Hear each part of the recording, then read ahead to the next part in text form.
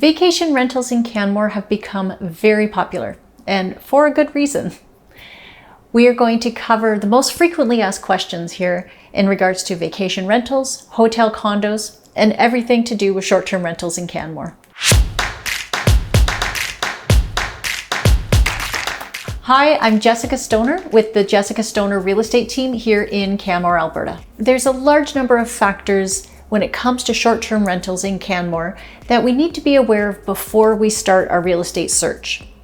We're going to start right now with zoning. The zoning in Canmore allows for vacation rentals in very specific areas, and most of Canmore has residential zoning that does not allow short-term rentals. Knowing which listings allow short-term rentals and which ones don't is not straightforward. When you're on realtor.ca, they don't have a field to indicate that. Our local listing system does have specific fields that allows you to identify if a property can be rented out short-term or not. When we set you up on a search from our local system, we can set it up for just short-term rentals, so the only listings you receive will be ones suitable for your needs.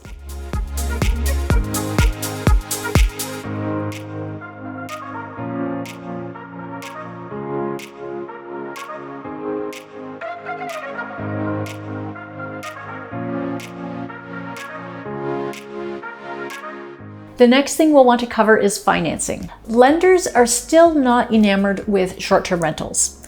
A lot of the big banks are hesitant to lend on this type of property. Often for our clients, we'll provide specific mortgage brokers or mortgage specialists that we know have experience with working with short-term rentals. If you're working with your own lender, make sure the lender is aware that you are looking at a short-term rental. Often the lender believes you're looking at a full-time residential rental or that you're looking for a vacation home for yourself. It doesn't fall under either of those categories. It's actually a little closer to commercial. It's not full commercial either. That's why it gets complicated. We're happy to send you a list of service providers that we've worked with in the past who have had success in obtaining short-term rental mortgages. GST is an important factor that we need to address on two different levels. One, most short-term rentals are going to have GST charged on top of the sale price. This is something you will want to talk to your accountant about. Often, a buyer can defer the GST so that it is paid upon the sale of their property as opposed to upon the purchase. It's really important you consult with your accountant to get all this information before we go forward with an offer.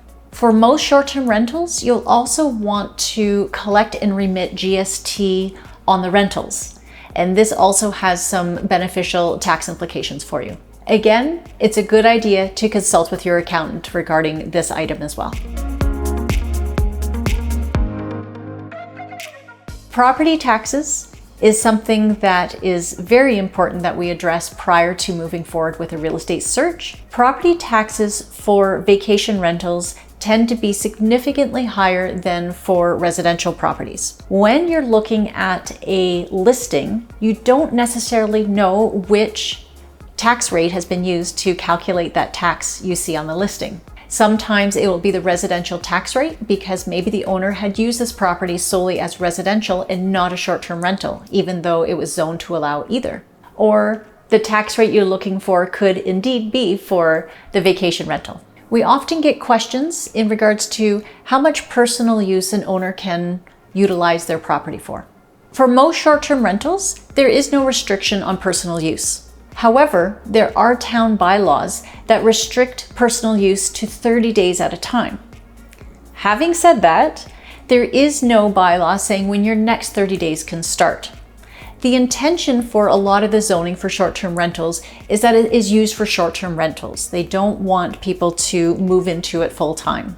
You will find most of the short-term rental zoning is in commercial areas. So most of the short-term rentals are going to be in the valley floor, with a very few exceptions where they're slightly outside of town.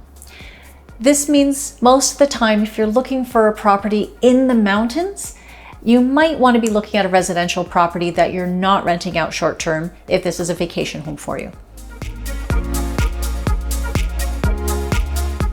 The most important question we get over and over again is how much money can I make from my short-term rental? Income is dependent on many different factors. It depends on how you're managing the property.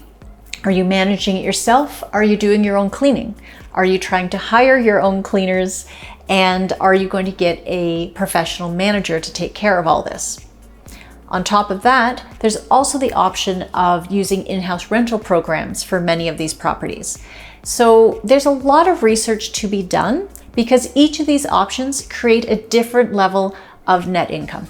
Because there's so much to cover when you are considering purchasing a short-term rental in Canmore, we often have a first step of booking a Zoom meeting for us to chat.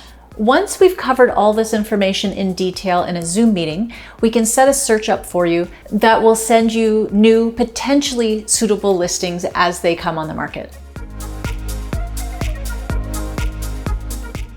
Some things to keep in mind when we're going forward to book showings is that these properties are often occupied. Unlike when it's occupied by the owner, we can't ask these occupants to leave, which means we often can't get into these to view them in person.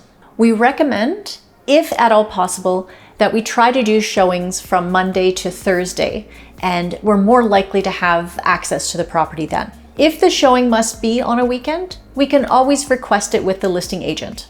It is possible that the property is not occupied on that date, or maybe the owners are occupying it and will be happy to vacate to allow the showing. We also find summers are much more likely to be occupied, and in the fall and winter, we're more likely to have ability to access the home.